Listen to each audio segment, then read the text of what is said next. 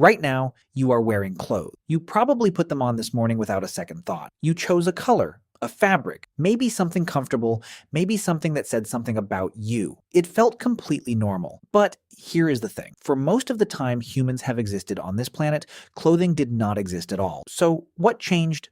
And why? The answer is not what you think. It is not about modesty. It is not about fashion. And it is not even really about warmth, at least not in the way you imagine. The real story of why you wear clothes reaches back hundreds of thousands of years, and it says something profound about the kind of creature you actually are. Your body is strange. Compared to almost every other mammal on Earth, you are nearly hairless. A chimpanzee, your closest living relative, is covered in thick fur. A gorilla, a baboon, even a pig has more body hair than you do. And yet, here you are, relatively naked, standing in a world that gets cold at night, wet in the rain, and brutally hot under the midday sun. How did that happen? Evolutionary biologist Mark Pagel and anthropologist Walter Bodmer proposed something radical. They argued that humans lost most of their body hair as a direct response to parasite. Think about it. Fur is a paradise for lice, ticks, and fleas. Every mammal that sleeps in a group, that shares a burrow, that lives in close social contact, is constantly at war with the tiny creatures living in its coat. The ones with less hair had fewer parasites. Fewer parasites meant less disease. Less disease meant more offspring. Over hundreds of thousands of years, the humans who were a little less hairy survived a little better. But losing your fur created a new problem. A serious. Suddenly you were exposed to cold nights on the African savanna, to rain, to wind, and eventually,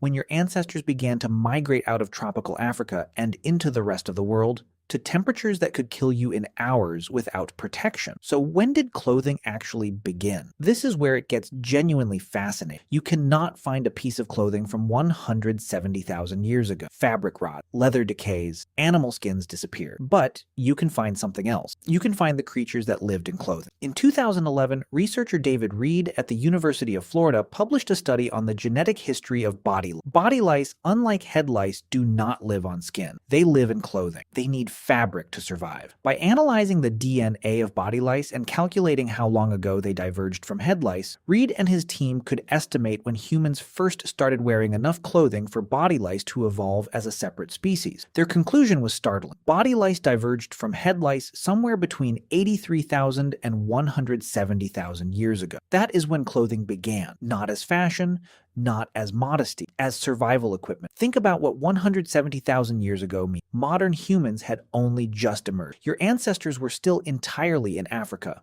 The world outside Africa was largely unknown to them, and yet they had already figured out how to wrap themselves in some animal skins, most likely. The hide of a hunted animal, scraped clean, and draped over the body. But it did not stop there, because here is something researchers had not predicted. Once humans had clothing, it changed everything else. Anthropologist Ian Gilligan at the University of Sydney has spent decades studying the relationship between climate and clothing technology. His research shows that as early humans moved into colder environments, particularly during glacial periods when temperatures dropped dramatically, the complexity of their clothing technology increased in direct proportion to the danger of the climate. Simple draped skins became stitched garments. Stitched garments became layered systems. And to stitch, you needed needles. The oldest known sewing needle, made from bird bone, dates to approximately 50,000 years ago and was found in Siberia. Someone sat down 50,000 years ago and made a needle to make clothes to survive a winter. That needle is one of the most extraordinary objects in human history. It represents something that no other animal on Earth had ever done. It represents the ability to plan ahead, to solve a problem that did not exist yet, to imagine a future cold night and prepare for it now. Clothing was not just warmth, it was cognition made physical. And then something unexpected happened. Once humans wore clothes, clothing began to mean things. Consider ochre. Red ochre pigment has been found in archaeological sites across Africa dating back at least 100,000 years. For a long time, researchers assumed it was used for body decoration, and it was. But Lynn Wadley, an archaeologist at the University of the Witwatersrand,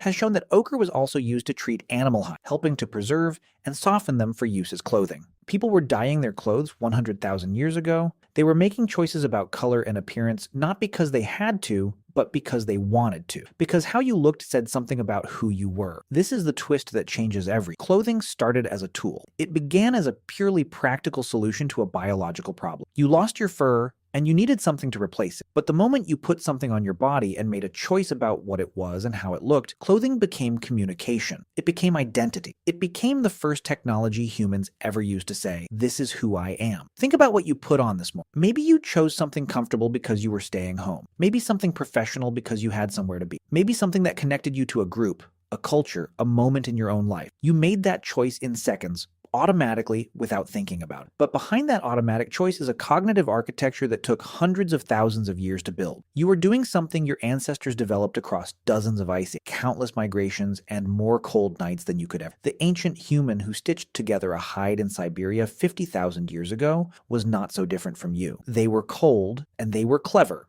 and they made something that kept them alive. But they also made something that said something about them. They were part of a group. They had a role. They had an identity that extended beyond their bare skin.